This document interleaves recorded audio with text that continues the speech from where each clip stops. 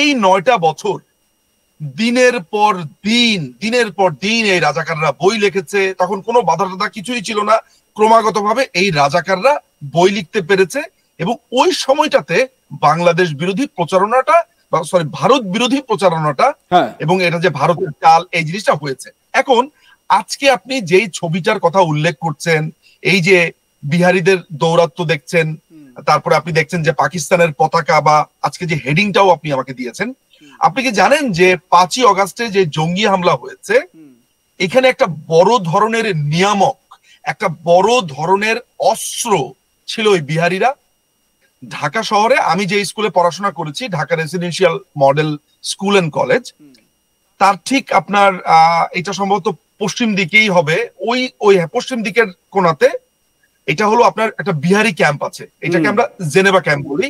মুক্তিযুদ্ধের পরে এখানে রেড ক্রস বা বিভিন্ন মানবাধিকার সংস্থানের মাধ্যমে তাকে এই জায়গাতে তাদেরকে থাকতে দিয়েছে, এটাকে আমরা ক্যাম্পের বাজারও বলে থাকি। এখানে একটা বাজার আছে, এই জায়গাতে বিহারি, মানে ধরেন বিহারিরা আছে, এবং কি যে ভীষণ নোংরা, কি যে দুর্গন্ধময় এবং কি যে আনহাইজেনিকলি তারা এখানে বসবাস করে। এইখান থেকেই ঢাকা শহরের একটা বড় সন্ত্রাস তৈরি হয়। মোহাম্মদপুর যে এলাকাটা আছে, এই মোহাম্মদপুর এলাকার একটা কর্নারে, এটা গজনবী রোডের এন্ডে, যেখান থেকে আপনার শেরশাহ রোডটা শুরু হয়েছে, এই জায়গাটাতে আপনার ছিনতাই বলেন, আপনার ডাকাতি বলেন, যা কিছু আছে এইখান থেকে প্রডিউস হয়। আমি যদি শুধু বিহারিটাও বাদ দেই, তাহলে এই যে সন্ত্রাসী তৈরি হচ্ছে, এইটার ব্যাপারে কেউই কখনো নজর দেয়নি। কেউই কখনো বলতে, এই দখলদার সরকার তো এটা নিয়ে চিন্তাই করে না, কারণ তাদেরকে সাহায্য করেছে এবং গণভবনে এদের একটা বড় অংশ লুটপাট করেছে। আপনাকে আমি আরেকটা তথ্য দিই, দুটা তথ্য আসলে দিব। আরেকটা তথ্য হচ্ছে যে 32 নাম্বার যে 5ই ফেব্রুয়ারিতে ভাঙা হলো এই রাজাকারের বাচ্চারা, এদের একটা বড় অংশ এই বিহারিরা কিন্তু সেখানে গিয়েছিল।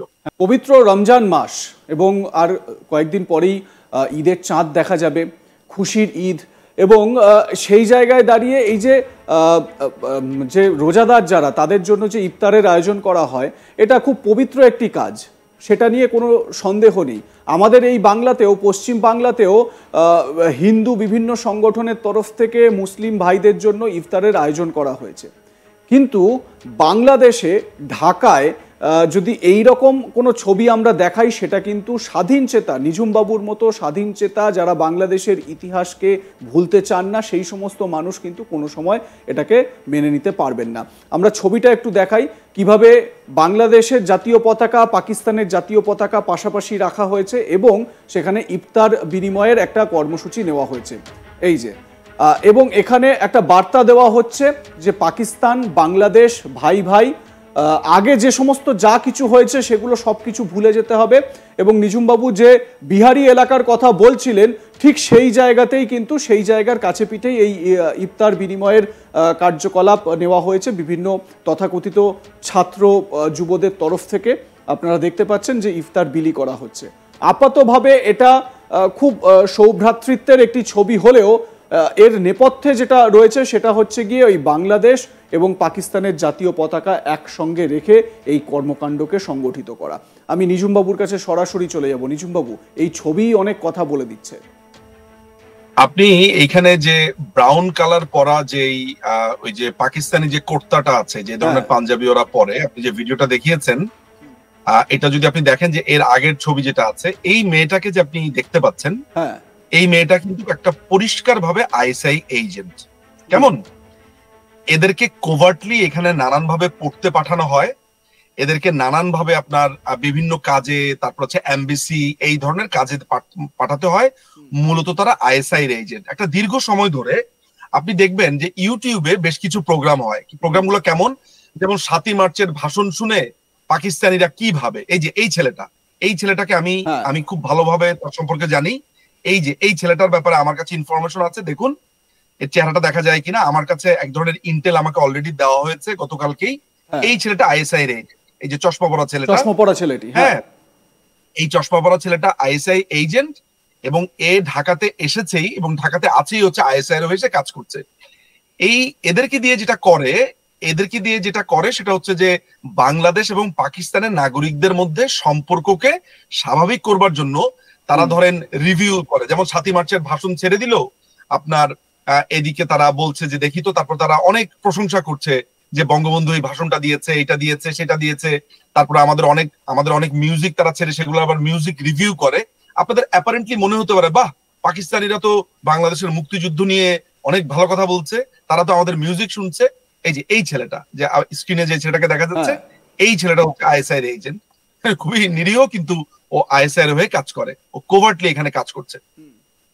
তো আলটিমেটলি যেটা হচ্ছে সেটা হলো যে আপনার এই জিনিসগুলো করে এটাকে একটা সহজীকরণ প্রক্রিয়া, অর্থাৎ মুক্তিযুদ্ধের সময় তারা যে অ্যাট্রোসিটি করেছিল, তারা যে গণহত্যা করেছিল, এই জিনিসটা কিন্তু বাংলাদেশের অসংখ্য মানুষের বুকে, হৃদয়ে এখনো আছে। পাকিস্তান কিন্তু এটা জানে যে বাংলাদেশে 4-5টা জেনারেশন যদি পার না হয় তাহলে এইভাবে তারা ঢুকতে পারবে না। আপনি খেয়াল করে দেখেন, মুক্তিযুদ্ধ পরে 5টা প্রজন্ম চলে গেছে, যারা মুক্তিযোদ্ধা তারা প্রায় তাদের জীবনের সায়ান্নে চলে এসেছে। এখন যে জেনারেশনটা আছে, দেখতেই পেয়েছেন এই জেনজি, এদের এদের অধিকাংশর কিভাবে চিন্তা করে, কিভাবে কথা বলে। আমি আর কি একেবারেই তাদেরকে গোবর গণেশ বলবো না, বা একেবারেই বলবো না যে পুরা ধরেন পৃথিবী সম্পর্কে কিছুই জানে না। এদের মধ্যে প্রচন্ড স্মার্টও আছে, সবাইকে এক কাতারে ফেলা ঠিক না, কিন্তু একটা বড় অংশ বাংলাদেশের ইতিহাসকে নিয়ে অত চিন্তা করে না, মুক্তিযুদ্ধকে নিয়ে ভাবে না, কিংবা আমরাই হয়তোবা ব্যর্থ, আমরাই হয়তোবা ওদেরকে ভালোভাবে বলতে পারিনি। এই ব্যর্থতা আমারও আছে। ব্যর্থতা শুধুমাত্র আমি আমার বাবা চাচাদেরকে দিব বা আমরা অন্য কাউকে দিব যে তারা কেন বলতে পারেনি। আমরা যা শিখেছি তা কি আমাদের এই জেনারেশনকে কখনো শিখিয়েছি? আমি তো ঠিকই দেশের বাইরে চলে এসেছি, আমি তো সংযোগটাই রাখিনি যুবকদের সাথে। ফলে এখানে আমার নিজের ব্যর্থতাও আছে দাদা।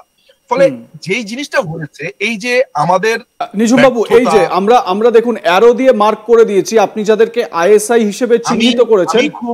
আমি খুব ভুল না করে থাকলে এর অরিজিনাল নাম হচ্ছে ইফতিখার। ইফতিখার এর অরিজিনাল নাম আমি জানি না, ও কি নামে আছে ঢাকাতে এখন, বাট এর অরিজিনাল নেম হচ্ছে ইফতিখার। ও হচ্ছে, আমি একটু ফোনটা দেখে বলি, আমাকে কালকে আসলে বাংলাদেশেরই কোনো একটা গোয়েন্দা সংস্থা থেকে আমাকে পরিষ্কারভাবে জানানো হয়েছে এই ছেলেটা হচ্ছে কোভার্টলি আইএসআই এর হয়ে কাজ করে।